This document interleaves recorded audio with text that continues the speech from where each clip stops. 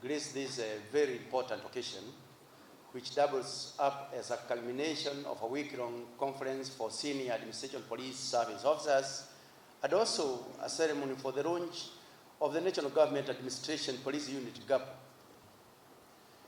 Your presence here today and also the strong government delegation in this meeting underscores the goodwill, commitment, and the fictional stewardship that the ministry is privileged with us as we all work to lead our respective services to Mwananchi.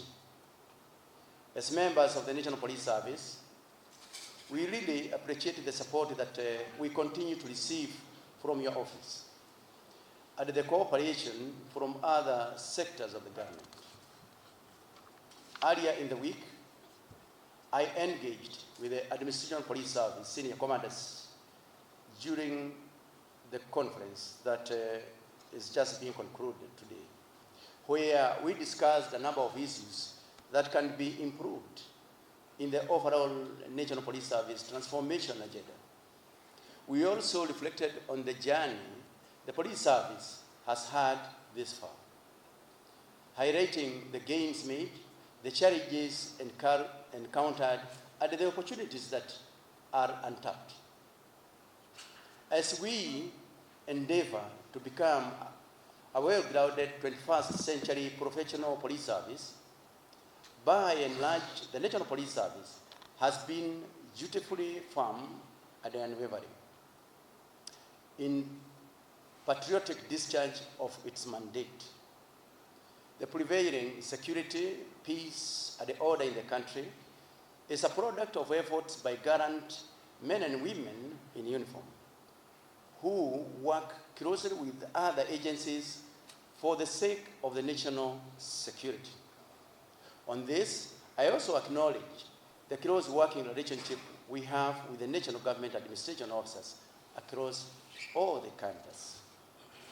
In the recent past, some parts of the country have witnessed attempts by criminal gangs to wreak havoc on members of the public. In the coast region, for example, Baga Boys and other infamous gangs have been subdued by police officers, and several of its members are currently being processed before the courts of law. Such criminal elements, alongside other offenders, must have their day before courts to curb the menace.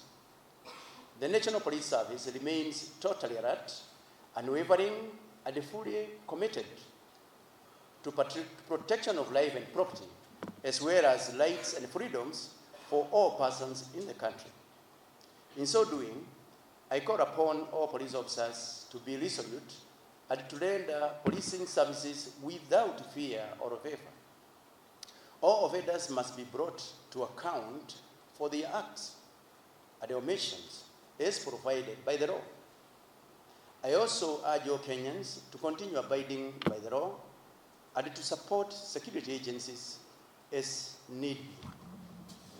Finally, I reiterate the National Police Service readiness to support other government agencies as we deliver under the whole government approach.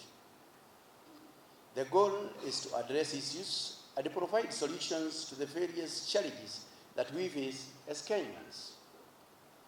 In this regard, the launch of the National Government Administration Police Unit will provide yet another nexus for collaboration. I thank you. And maybe just before I conclude, let me also mention that going forward in the reform agenda of the National Police Service, we have a Veterans and Foreign Hills Bill that is already being looked into by our legal teams. And this is an area that I'm sure the CS is also going to discuss, the PS is going to discuss, because that is what is going to link us with the present and even those who are there. Because even in other democracies that we have seen, for example, trainers of newly recruited officers is done by officers who have retired from the service. But in our case, that does not happen because we don't have a rule, a regulation, an act that can be able to guide us in that direction. And that's the reason why, personally, I'm very happy that all of us we are here, together with the members of parliament, who will eventually have the bill to table it in parliament. And that is a way that will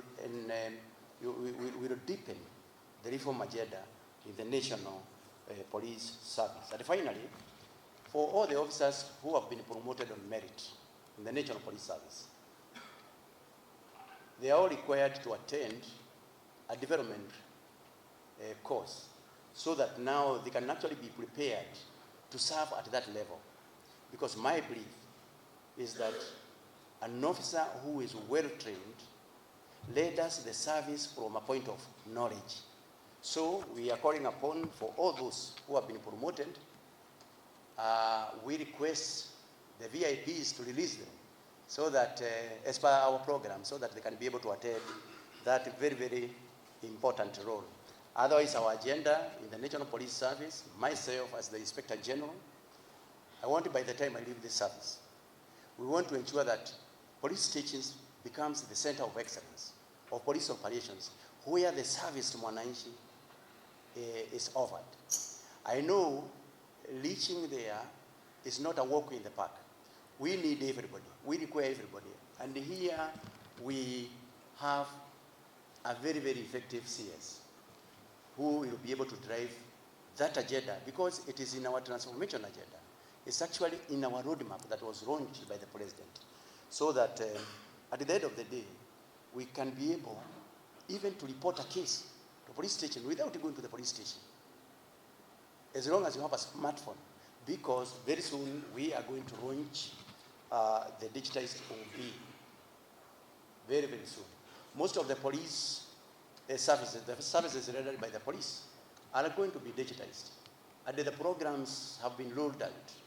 And that way, we are going to make sure that the police becomes better. The police serves the public in a better manner.